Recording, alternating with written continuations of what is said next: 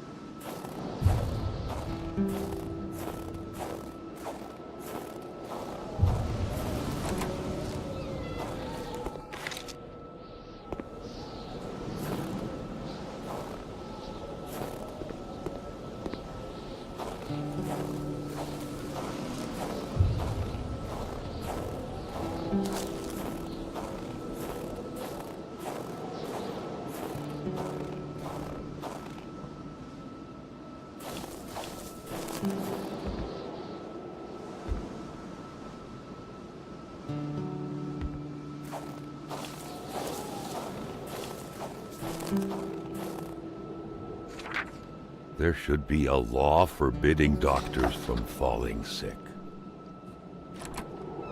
In spite of Dr. Beaupre's goodwill, the place didn't look much like a physician's office. It could easily be mistaken for a sewing shop.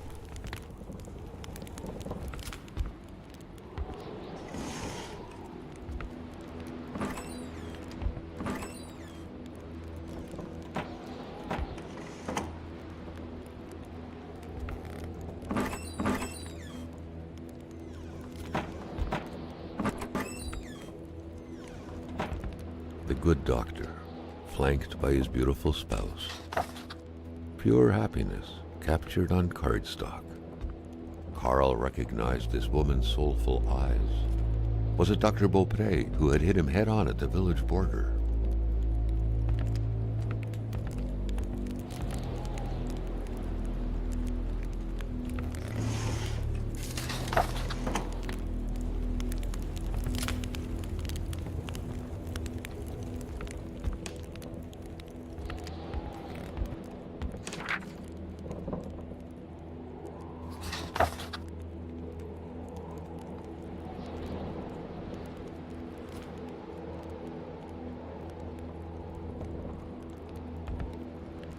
Doctors used light-reflecting frontal mirrors to look inside the patient's cavities. That was a bit unsettling, but back then, it was pretty much always the case with medicine. A communist manifesto. Only a few years ago, this type of allegiance meant prison time. And even at present, the Western world was very wary of the Soviet threat. Why would the doctor own such a book? Nobody kills a rich patient to start a revolution. It didn't make any sense. He had to dig deeper still to understand. Luckily, that was Carl Faubert's specialty.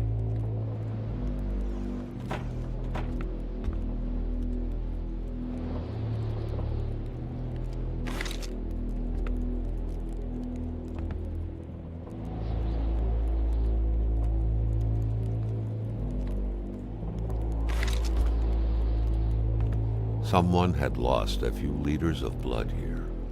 Carl's first thought had been a lumber accident, someone's hand cut by a saw, or a hunting accident.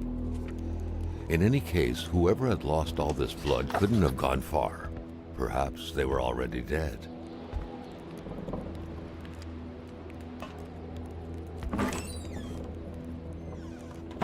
Carl got the trembles as he imagined the excruciating pain that kind of scalpel could no doubt inflict. Within these miserable walls, patients probably felt more like in a slaughterhouse than in a doctor's office.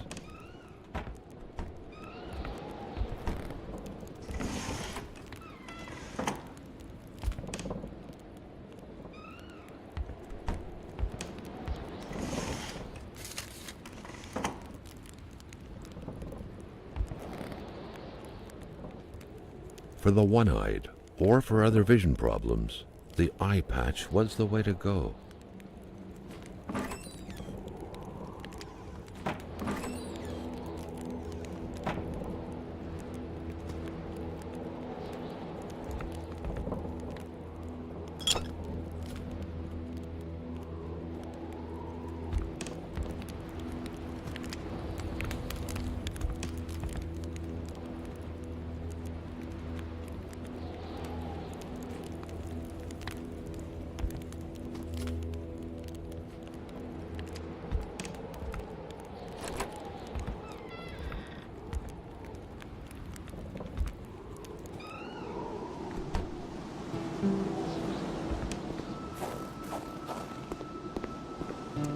Great care had to be taken searching this place full of oddities.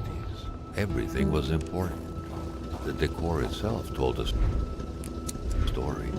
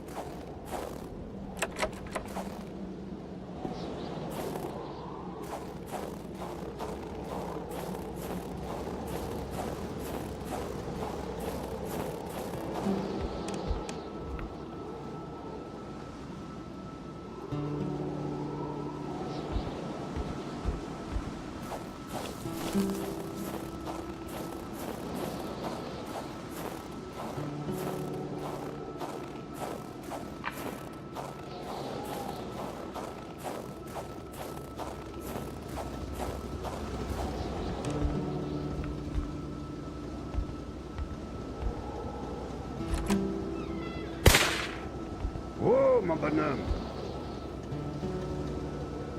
Qu'est-ce que tu fais là, l'étrange?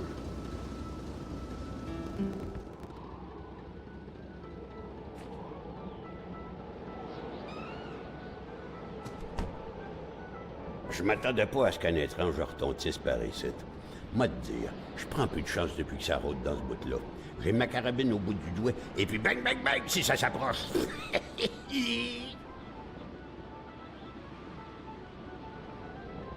Si tu veux du linge chaud, parce que t'es habillé comme un gars de la ville, je dirais pas non à une bonne bouteille de caribou. Puis tu pigeras ce que tu voudras parmi mes guenilles.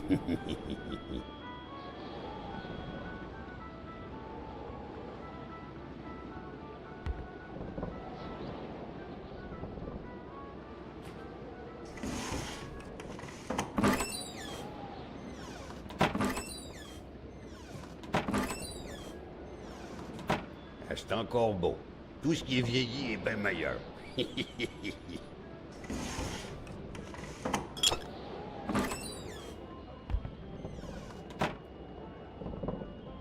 C'est vrai, le jeune, que tu te promènes quasiment en bobette. Une bonne police, ça te ferait pas de tort. Mais je vais te dire une chose. Dans ton coin de pays, comme par ici, on n'a rien sans rien. Et où, mon caribou?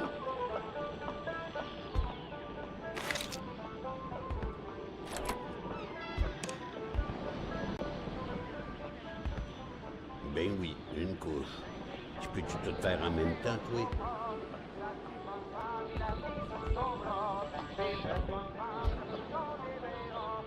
Touche pas à ça, l'enfant, tu pourrais te faire mal. Touche pas à ça, l'enfant, tu pourrais te faire mal.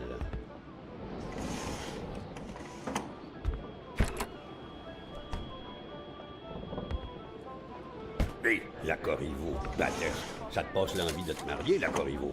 Elle tuait tous ses maris, squick, les uns après les autres. Pas de pitié dans le mariage.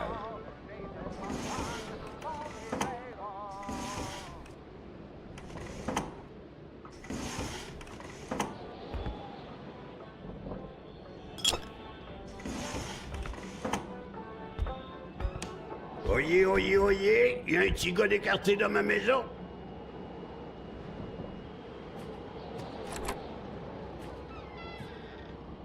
Mon beau bonnet du beau temps.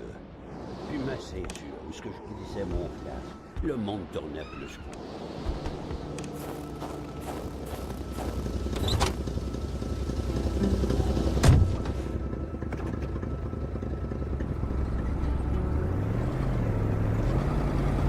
There was so much in this cabin to enrich body and mind. Carl couldn't leave empty-handed.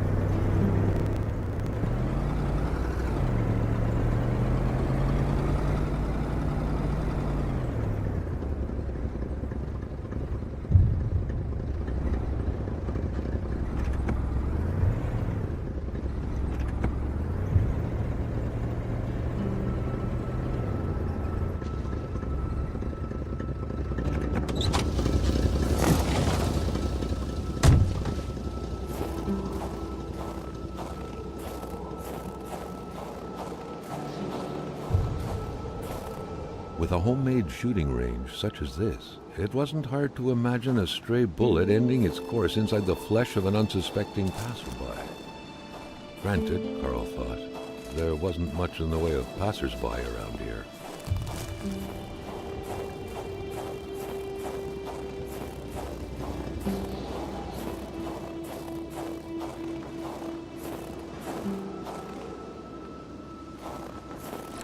That truck had obviously seen its share of gravel roads. Carl wasn't a mechanic, but he could easily tell that only the most heartfelt prayer would bring this old beater back from its slumber. With that cold, however, it was more likely that it would wait until next spring to wake up.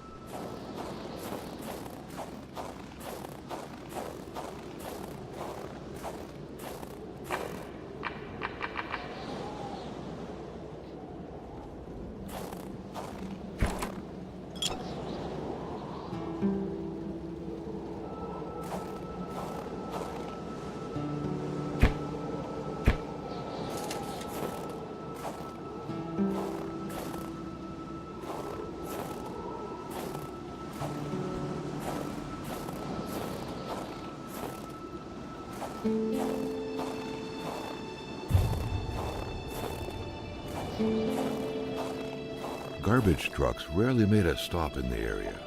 Thankfully, the lake served as a pretty good backup dump for those times when the bins started overflowing.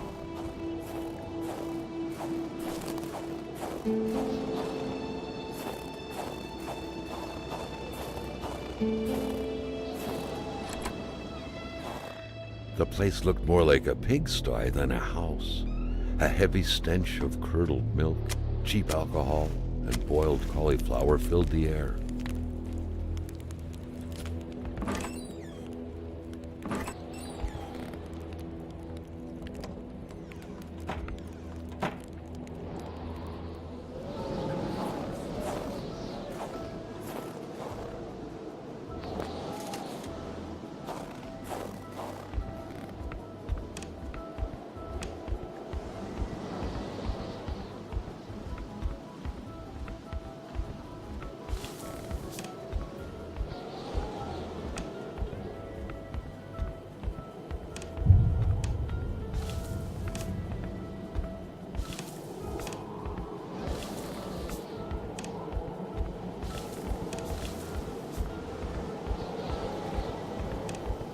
That large antenna in the middle of the path, undoubtedly ideal in attempting to communicate with little green men, was quite awkwardly placed. There had to be a lever to control it, maybe behind it. Carl would have to figure out how to reach it.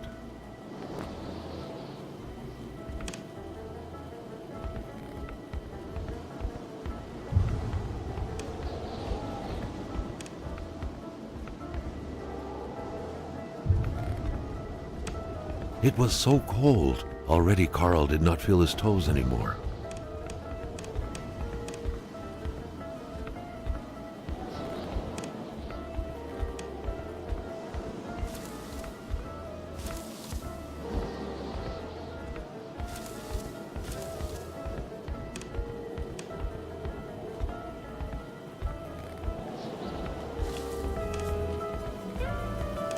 The electric terminals appeared to be linked together, but for what purpose?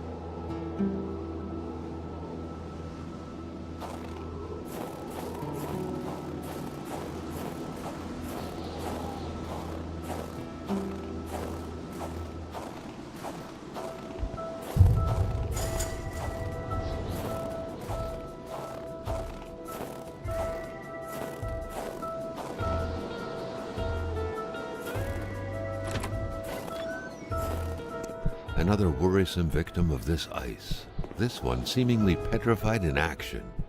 The poor man, before being frozen solid, seemed to have been defending the entrance to his cabin. But from what?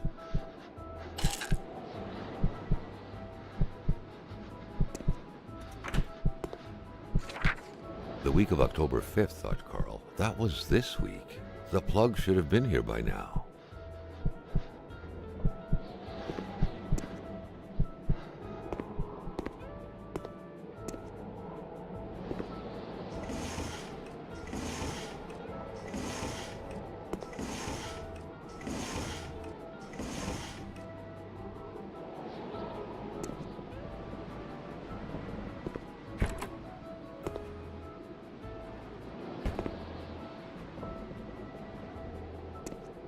To all appearances, Carl concluded, the owner of the place had moved more essentials from his house inside the garage.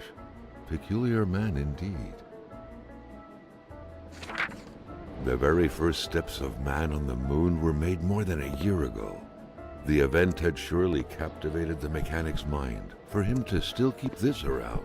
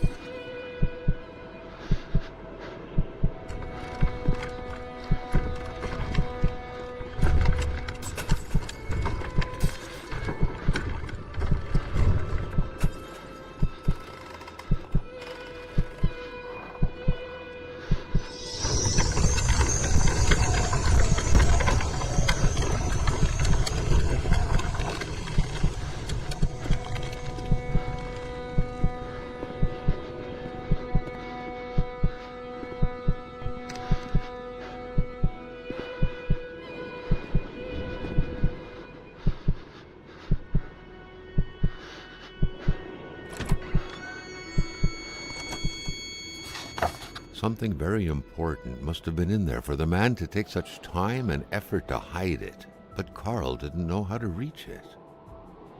The shape of this machine, almost straight out of Star Trek, was out of the ordinary to say the least. It felt like this thing could fly up into space at any moment. Well, this truck's not going anywhere. Where were the amputated parts?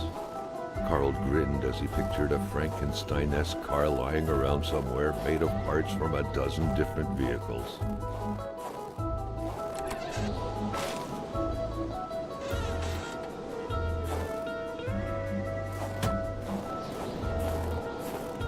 What good was a motorless car? The mechanic sure had an odd way to go about repairing things.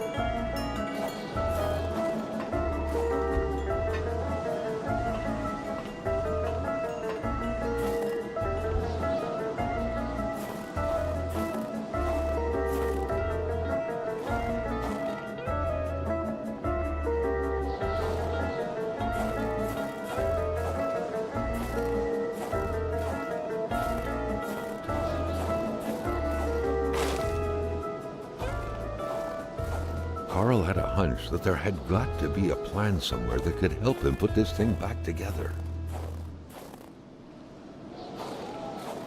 Carl had a hunch that there had got to be a plan somewhere that could help him put this thing back together.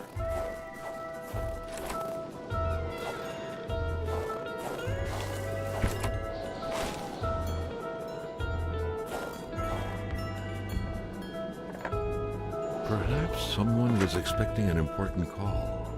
In any case, that person's in for a long wait. Carl already noticed that telephone services weren't provided in this area.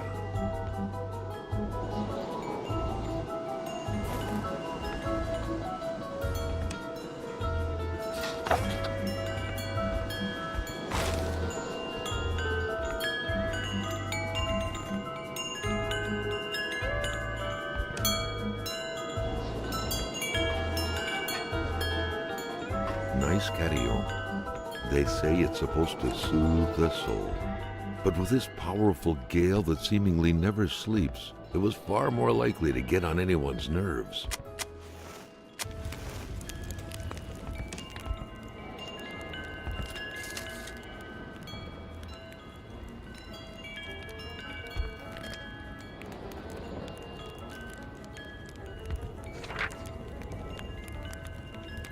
Roswell, Atamipek, same story. Large deserts conducive to extravagant follies.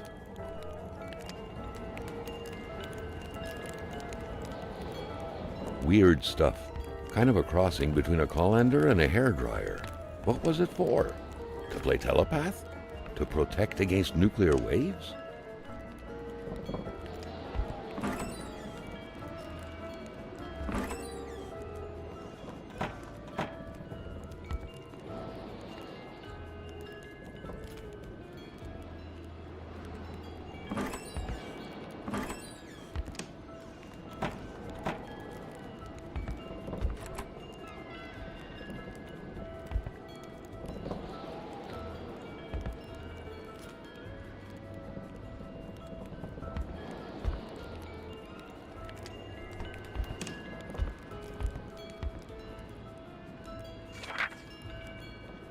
If some daring person could manage to get their hands on the missing parts, Carl was willing to bet that the craft would have taken flight. Weird stuff. Kind of a crossing between a colander and a hairdryer. What was it for? To play telepath? To protect against nuclear waves?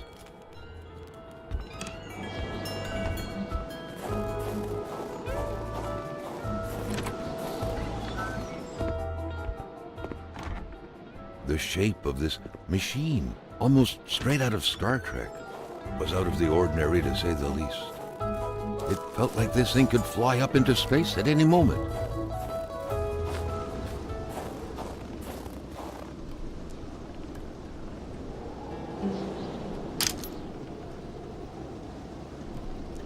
Carl hadn't lived up to his good finder reputation. He still hadn't found any of the wealth contained in Lamott's lands.